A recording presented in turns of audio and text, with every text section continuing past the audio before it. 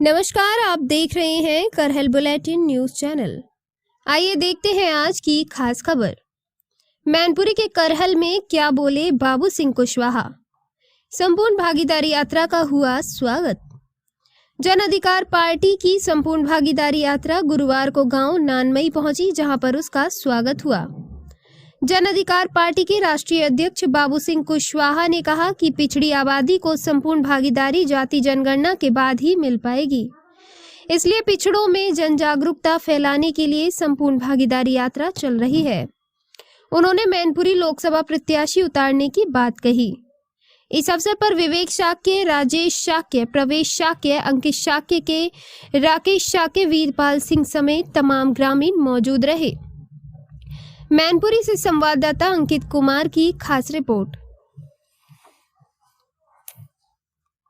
जन अधिकार पार्टी के तत्वाधान में संपूर्ण भागीदारी यात्रा है और इस यात्रा का मकसद है कि हमारे देश में जाति जनगणना हो और जाति जनगणना के बाद जिस समाज की जितनी आबादी है उस आबादी के हिसाब से सभी समाज के लोगों को हर क्षेत्र में संपूर्ण भागीदारी मिले, चाहे वो सरकारी नौकरी हो, प्राइवेट हो, जल जंगल जमीन हो, ठेके पट्टे हो, शिक्षा हो, हर क्षेत्र में इस देश के सभी लोगों को आबादी के हिसाब से हिस्सेदारी मिले और एक समान शिक्षा पद्धति हो, बजट लागू हो सके, उसी के लिए जी। और आज और कुछ आज आप मैनपुरी पहुंचे हैं। मैनपुरी में कार्यकर्ताओं ने स्वागत भी किया है। मैनपुरी में लोकसभा सीट जो है, अभी लोकसभा चुनाव भी बिल्कुल करीबी हैं, क्या आपकी पार्टी भी किस तरीके की स्टैंड करेगी इसमें? लोकसभा के चुनाव में मैनपुरी भी हम लड़ेंगे। अगर हम लड़ेंगे या हमसे कोई संबंधित समर्थित आदमी लड़ेगा, और पूरे प्रदेश में हम लोग उत्तर प्रदेश में काम कर रहे हैं, कुछ मध्य प्रदेश में, कुछ बिहार में, थोड़ा सा महाराष्ट्र में। तो जहां हम नहीं लड़ेंगे, हमसे संबंधित कोई समर्थित आदमी लड़ेगा तो उसको समर्थित। भारतीय जनता पार्टी को हराने के लिए इंडिया और वैसे एनडीए चल रहा है, किस तरफ से आपकी मजबूती देखी जाएगी? देखिए, हमारा फिलहाल तो न लेना देना है कोई इंडिया से और न लेना देना है बीजेपी से। अभी हमारी किसी से कोई बात नहीं, लेकिन हम ये जानते हैं कि भाई बीजेपी की 9-10 साल से सरकार है, थोड़ा रिजर्वेशन में भी 10 सेक्शन को पिछड़ों को दिक्कत हुई है और संविधान की बहुत सारी ऐसी चीज़ें हैं, हक अधिकार हैं जो उनसे वंचित हो रहे हैं। ये चीज़ें बीजेपी के ज़माने में नहीं है, लेकिन कांग्रेस ने और बाकी पार्टियों ने भी कुछ नहीं किया है इस देश के गरीब कमज़ोर लोगों के लिए।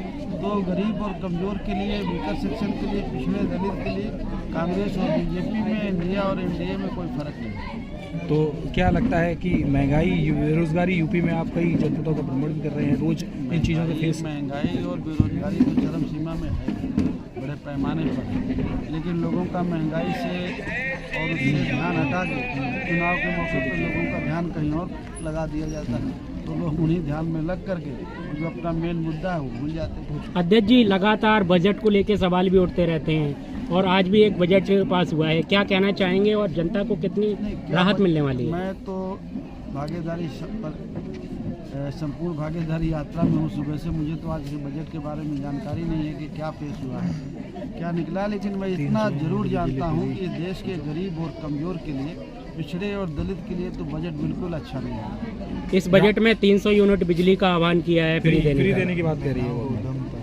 जी, क्या कहना चाहेंगे? नहीं, रोजगार की बात हुई है जी, रोजगार बताया, हुई है, शिक्षा की बात हुई है जी। जो नई शिक्षा नीति है वो भी जो इस देश के जो वीकर सेक्शन है उसके हित में नहीं। महिलाओं को उद्यमता का बढ़ावा देने के लिए उसमें छूट दी गई 40%। नहीं, ये तो सबका साथ सबका विकास तो बहुत दिनों से चल रहा है, ऐसा हुआ क्या? तो क्या लगता है मौजूदा सरकार जो अभी है सत्ता में, क्या वादे पूरे नहीं कर रही है? नहीं, आप बताओ, अगर पूरे कर रही हो तो।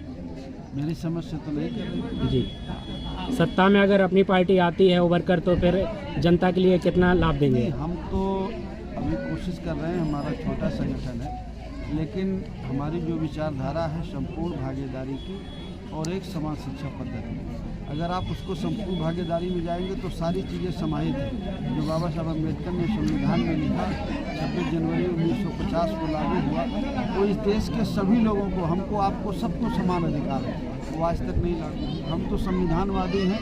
जिस दिन हमें मौका मिलेगा तो हमें कुछ नहीं करना, संविधान को पूरी तरह लागू कर देना। जब संविधान लागू हो जाएगा पूरी तरह, सबके हक सुरक्षित हो जाएगा। पूरे देश में एक वोटर्स पार्टी चल रही है जिसके तहत लगातार आवाज़ उठाई जा रही है कि वोटरों को उनका हक दिया जाए, पेंशन दी जाए।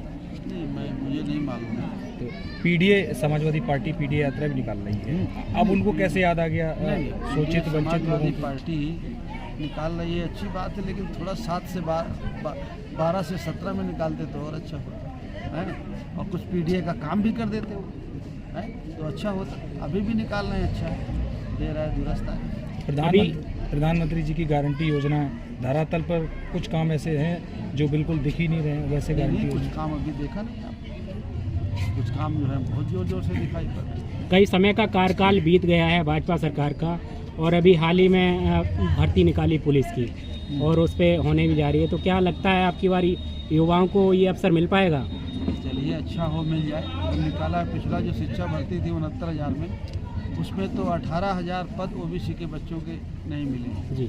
ओबीसी के बच्चों के पद उन्होंने खा लिए, दूसरे लोगों को दे दिए। ओबीसी के 18,000 बच्चों का नुकसान हुआ जिनको सिलेक्ट होना था, और 6,000